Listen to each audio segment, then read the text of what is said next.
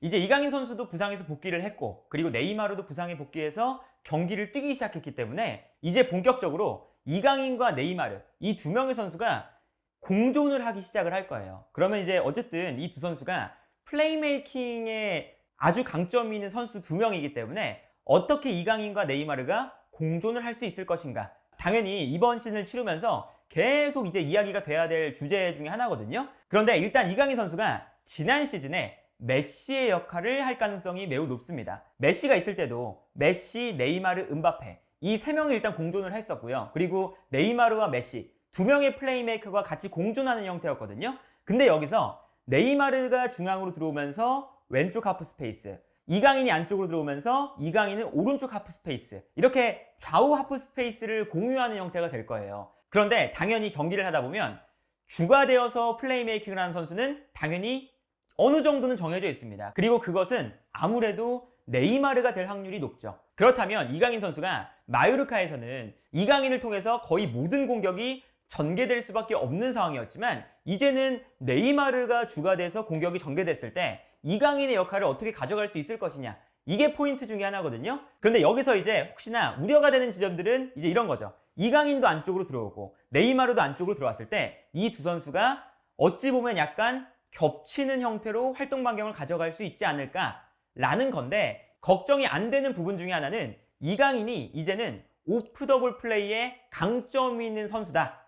이것 때문에 사실은 이 겹치는 문제가 전혀 걱정이 되지 않거든요. 그래서 경기를 하게 되면 최전방 공격수 자리에 음바페가 될지 아니면 뭐 새로 영입되는 선수가 뛸지 어떻게 될지 모르겠지만 네이마르가 중앙으로 접고 들어와서 플레이메이킹을 주도할 때 이강인은 그대로 들어와서 자신이 볼을 소유하는 형태가 아니라 약간 대각선으로 움직여주면서 네이마르가 고개를 들어서 앞을 바라봤을 때 이강인 선수가 뛰어들어가고 있는 포지션, 이 포지션에 이강인 선수가 위치하는 것이 가장 좋아요. 그리고 이강인 선수의 옆에 있는 최전방 공격수도 약간 왼쪽으로 빠져주면서 사실상 투톱에 가까운 위치가 형성되는 이러한 형태가 가장 올바른 공정법 중에 하나가 되겠죠. 그리고 이강인 선수가 안쪽으로 들어와 준다는 뜻은 상대의 측면 수비수가 이강인을 따라서 들어왔을 때 측면 공간이 발생을 하고 이때 뒤에 있었던 하키미가 직선적으로 올라와 줄 수가 있기 때문에 네이마르 입장에서도 이강인이 안쪽으로 뛰어들어오면서 공간을 만들어주면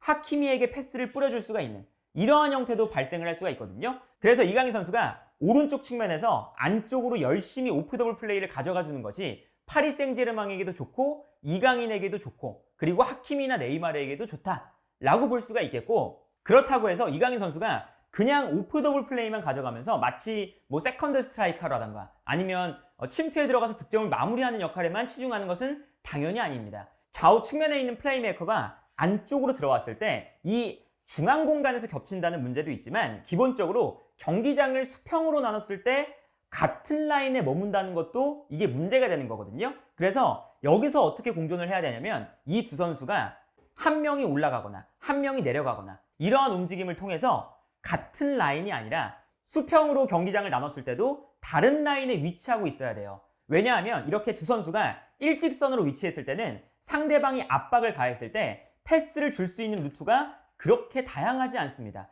당연히 일직선으로만 줄 수 있고 일직선으로 주고받으면 자연스럽게 이 볼은 앞으로 전진할 수가 없게 되는 거죠.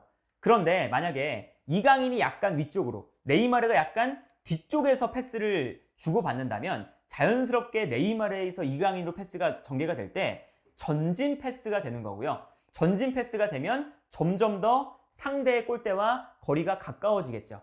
그리고 여기서 이제 볼 수가 있는 건 이강인 선수도 패스를 받을 때 볼을 받는 순간 이렇게 대각선을 위치하고 있으면 볼을 잡을 때 앞을 바라보면 반대편을 넓게 바라볼 수가 있거든요. 그러면 사실 지난 시즌은 어떻게 했냐면 메시, 네이마르, 음바페 이 세 명의 선수가 일직선에 위치하는 게 아니라 네이마르가 약간 밑쪽에서 메시가 약간 위쪽으로 올라가고 이때 음바페는 약간 네이마르가 비워둔 왼쪽 측면으로 돌아뛰었어요. 이렇게 되면 네이마르가 반대편을 넓게 바라보면서 메시에게 패스, 메시는 볼을 받았을 때 당연히 대각선으로 위치하고 있으니까 또 몸을 돌리게 되면 반대편을 넓게 바라볼 수가 있죠. 이렇게 되면 음바페가 뛰어들어가는 동선을 향해서 메시가 패스를 건네주는 이러한 형태가 됐었거든요. 그러니까 결과적으로 네이마르, 메시, 음바페를 거쳐가면서 이 세 명의 선수가 대각선으로 패스를 주게 되면 점점 더 앞쪽으로 볼이 건네지게 되는 거예요. 이러한 형태를 아마 이강인 선수도 똑같이 할 겁니다. 이강인 선수가 왼발을 쓰다 보니까 사실 이 구도도 좋거든요. 네이마르가 안쪽으로 접고 들어와서 오른발로 이강인에게 패스. 이강인도 안쪽에서 볼을 받은 다음에 왼발로 뛰어나가는 음바페라던가 아니면 새로 영입되는 선수에게 패스를 뿌려준다. 요게 될 수도 있고, 사실은 네이마르가 조금 더 공격적인 위치에서 뛴다면 이강인이 밑에서 뛸 수도 있는 거죠. 이강인 선수가 당연히 이번 시즌에 조금 더 네이마르보다는 수비 가담도 열심히 해야 되고, 그리고 캄포스 단장이 애초에 이강인을 영입한 이유 중에 하나가 중원의 밸런스를 이강인이 열심히 내려와서 맞춰줘라, 이런 거였기 때문에 아마도 지난 시즌에 네이마르가 내려가서 했던 역할을 이강인이 좀 이어받을 수가 있거든요. 그러면 이강인 선수가 중원으로 내려가서 볼을 받은 다음에 볼을 끌고 올라오면 앞쪽에 네이마르가 약간 위쪽에 이강인의 대각선의 위치에 네이마르가 위치하게 되고, 이때 이강인이 네이마르에게 패스를 보내주면 네이마르가 볼을 받아서 앞쪽으로 몸을 돌렸을 때, 이때 최전방 공격수는 이제 왼쪽이 아니라 이강인이 비워둔 오른쪽 측면 공간으로 돌아뛰면서 뛰어나가는 선수에게 네이마르가 패스를 뿌려준다.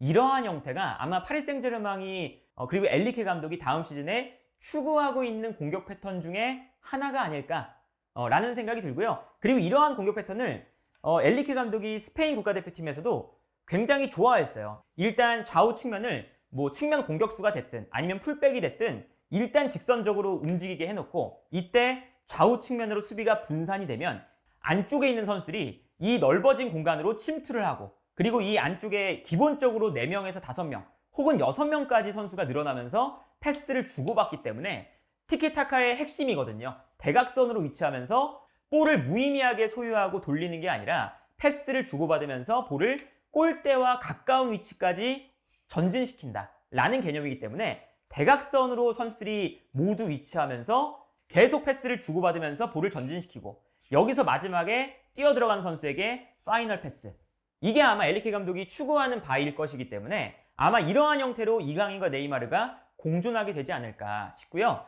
그렇게 된다면 사실 최전방 공격수에 뭐 별다른 영입이 없어도 아센시오가 이 역할을 또 맡을 수가 있는 거죠. 아무래도 아센시오는 왼발을 쓰고, 그리고 왼발로 마무리를 하는 데에는 이 선수가 정말 뛰어난 선수이기 때문에 자연스럽게 이강인의 앞쪽으로 아센시오가 뛰어가면서 네이마르의 패스를 받아서 왼발로 마무리한다, 이런 컨셉이 또 될 수가 있거든요. 그래서 이제 이러한 형태로 공존을 하게 되면 아센시오의 활용법도 당연히 늘어나게 되는 거고, 그리고 당연히 이강인 선수가 네이마르와 공존을 해야 되지만 공존을 했을 때 이강인 선수에게도 좋은 점은 네이마르에게 자연스럽게 수비가 많이 붙을 것이기 때문에 네이마르가 수비의 압박에 둘러싸여서 네이마르가 플레이할 수 없는 상황이 되면 자연스럽게 이강인 선수에게 공간이 나고요. 그러면 이강인 선수가 이제 그 파리 생제르맹에서 플레이메이킹이나 찬스 메이킹을 하는데 주도를 하는 1순위 자원은 아니더라도 네이마르 다음 정도의 자원은 될 수가 있잖아요. 그렇기 때문에 네이마르가 압박을 받고 있을 때 이강인을 활용해서 파리 생제르맹이 공격을 전개하고, 그러면 이강인 선수가 여기서 조금 더 여유롭게 공격을 전개할 수 있는 상황이 생기게 됩니다.